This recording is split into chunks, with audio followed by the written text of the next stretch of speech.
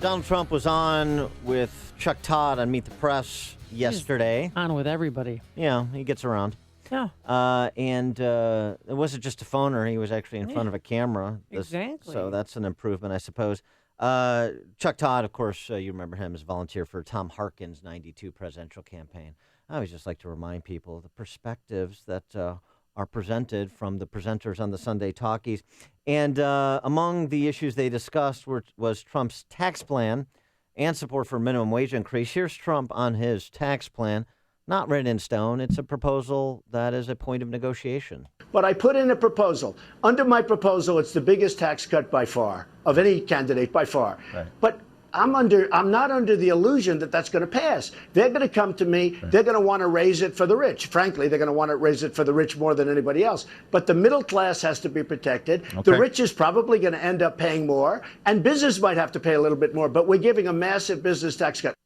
And just to clarify, he went on to clarify that seeming contradictory thing about business is going to have to pay a little bit more, even after he says he meant business may have to pay a little bit more than they would pay under his original proposal, not pay more than they're paying today. But it's still a populist angle in. Tax the rich, protect middle-income families. He calls them middle-class families. And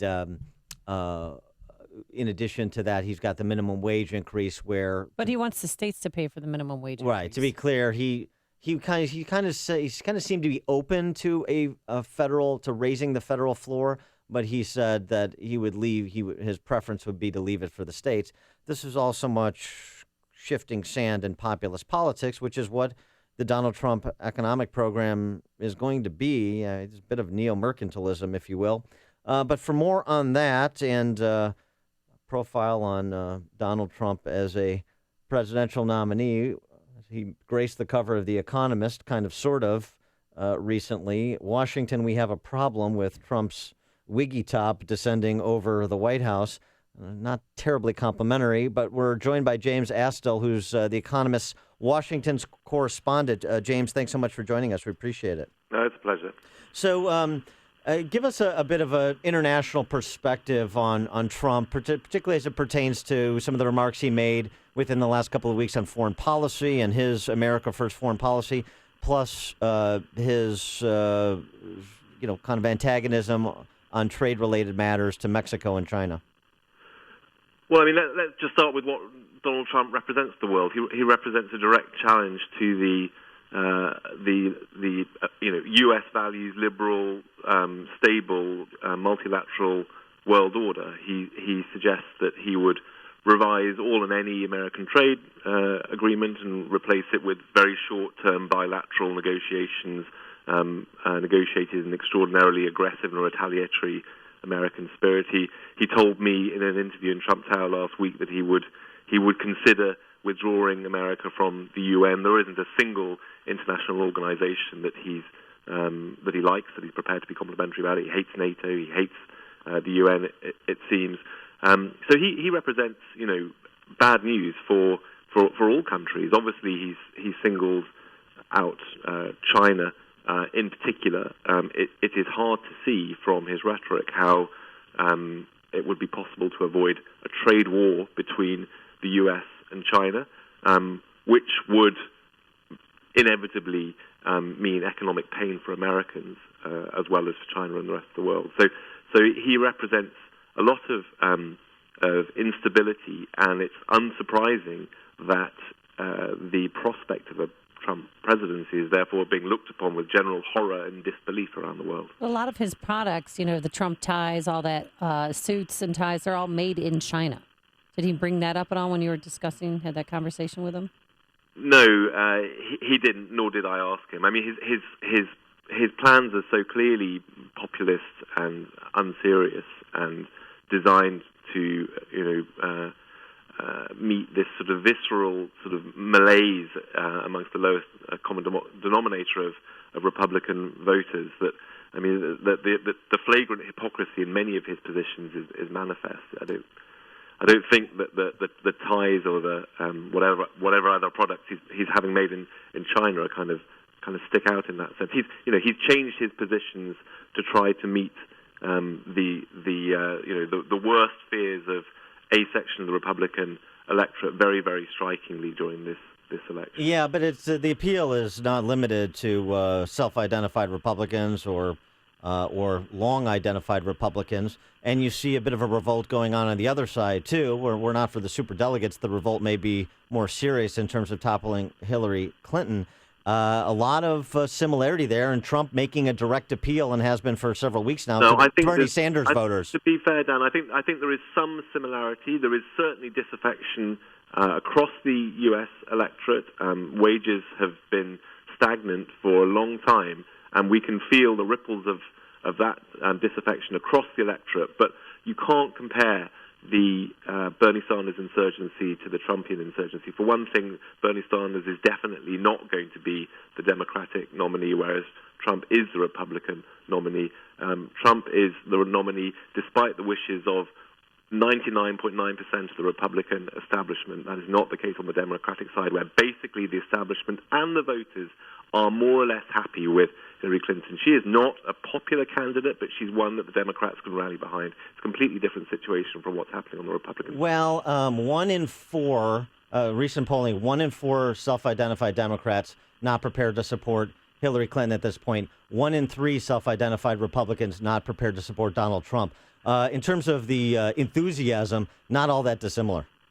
I think there is a big dissimilarity. I think, as I say, there's a ripple of common theme across the two parties, but the intensity of the dislike for Trump from a large section, it's been more than 30% in some exit polls. It's been up to 40%. In Wisconsin, for example, of people who said that they would not support Trump as their nominee. We don't have that polling from the Democratic side. As you say, there is that proportion, around 25%, who in some polls say that they wouldn't support her now. Some of them suggest that they wouldn't as the nominee.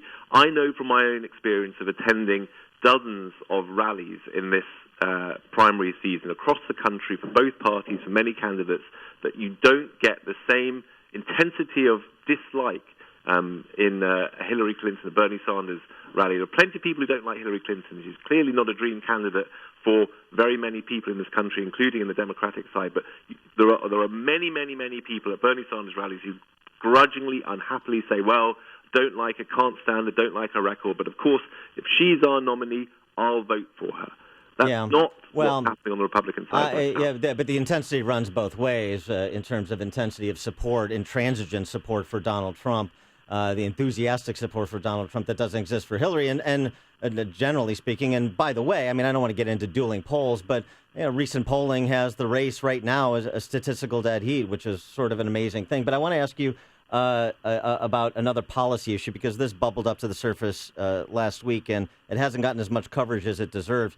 Trump's idea, and I wonder if you talked about them when he had sat down. Dan, you don't want to dual polls, but a recent Gallup poll said that Hillary supporters are the most enthusiastic in this race. That was a Gallup poll. Okay, and Rasmussen has it as a dead heat. One poll doesn't show a trend. At the moment, Hillary is polling Trump by 7 points. Correct. One poll doesn't show a trend.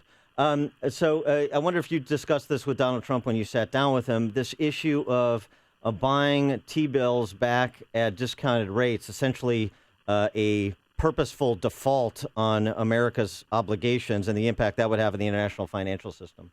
I didn't discuss it with him because that was something he came out with just after our sit-down. But it is yet another example of Trump making up policy on the hoof. It's something that sounds okay to Americans who feel aggrieved, who think that America has had a raw deal, wants better trade terms for America, for example, better deal for America, better deal for themselves.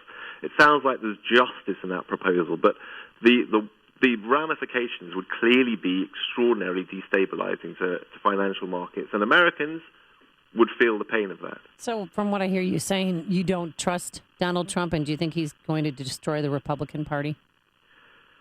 I don't have a dog in this fight, personally, so trust is too emotive a word. He has been extraordinarily inconsistent in all of his positions, apart from his protectionism, which I think is bad for the American economy and therefore a bad thing. In terms of, I'm sorry, what was the second point that you made? Is he destroying the Republican Party? We don't know. We don't know how bad this is going to be. At the moment, when the The Speaker of the House of Representatives can't support him. 2 former Republican presidents can't support him. A number of senators said that they can't support him as the prospective Republican nominee. It is the nearest thing to a civil war within one of the 2 main parties that we've seen for some time. Now, whether they'll all knuckle down and grudgingly think, well, okay, we'll unify around Trump for the sake of the party. He'll lose, but at least we'll have a party at the end of it. We don't know. We don't know what will happen. But at the moment, there's clearly a great deal of turbulence and unhappiness with Trump inside the Republican Party. All right, he is James Astill. He's the Washington correspondent for The Economist, theeconomist.com. James, thanks so much for joining us. Appreciate it. Great pleasure. And he joined us on our turnkey.pro answer line.